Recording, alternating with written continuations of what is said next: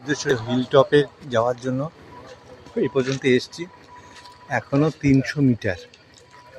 এই 300 মিটার ওঠা সত্যিই গরমের মধ্যে কষ্টকর, তারপরেও সমান নয়। সামনেই মানে পাথরের রাস্তা, বেশ খাড়াই রাস্তা। এই রাস্তা দিয়ে ওঠা কষ্ট আছে, পারবো বলে মনে হয় না। আমি পারলেও অনেকেই যাবে না। এ হলো চারিদিকে শাল গাছের বন, শালবন। সিদ্ধেশ্বরীর উপরে একটা মন্দির আছে, সবাই যায়। এই উপরে উঠে যাওয়া সম্ভব? আমার তো মনে হয় না। এই পাথরটা যদি এরকম রাস্তা হতো তাহলে খুব ভালো ছিল। যদি মন্দিরের চূড়াটা দেখা যেত। আর সবচেয়ে বড় কথা কি জানেন তো, যদি চূড়া, আপনি ঠিক বলেছেন, চূড়া দেখা গেলে তাও তো ওটা দেখে দেখে চলে যাওয়া যেত। কিন্তু করুণ অবস্থা, এত করুণ অবস্থা দেখার মতো।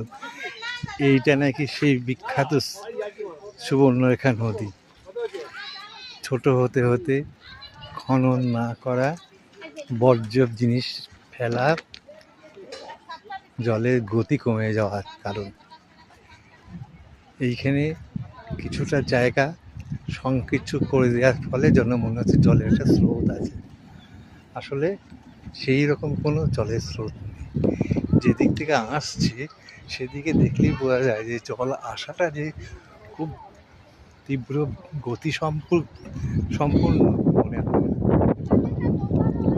এই ব্রিজ পার হয়ে আমরা আসলাম, আবার এই ব্রিজ পার হয়েই যাব। আমরা সুবর্ণরেখা নদী দেখতে এসেছি। এটাও এখন একটা ঘাটশিলার দ্রষ্টব্য স্থান বলে বলা হয়। আমরা ছাড়াও অনেক টুরিস্ট এসছে এটা দেখতে। আমরা আস্তে আস্তে সুবর্ণরেখা নদীর খরস্রোতাটা যেখানে আছে সেখানে যাওয়ার চেষ্টা করছি। এদিকটা দেখলে বোঝা যায় বর্ষার সময় জল থাকে, এখন আর সেরকম জল নেই। তবে আন্ডার বাইপাস করার ফলে কিছু কিছু জায়গাতে জল বেরোয়, সেই জায়গার জলের খরস্রোতাটা থাকে।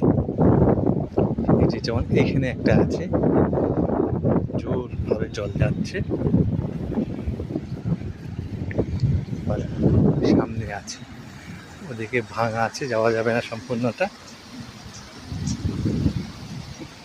এটা মনে হচ্ছে কোনো সংস্থা সব জিনিসপত্র ধোয়ার জন্য এসছে নিয়ে।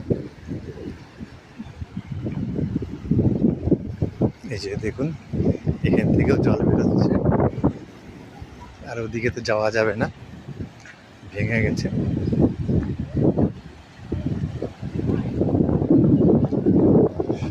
এই হলো সুবর্ণরেখার অবস্থা। দেখুন, এইভাবেই পুরো নদীটা দেখানোর চেষ্টা করছি। চলুন যাই আবার।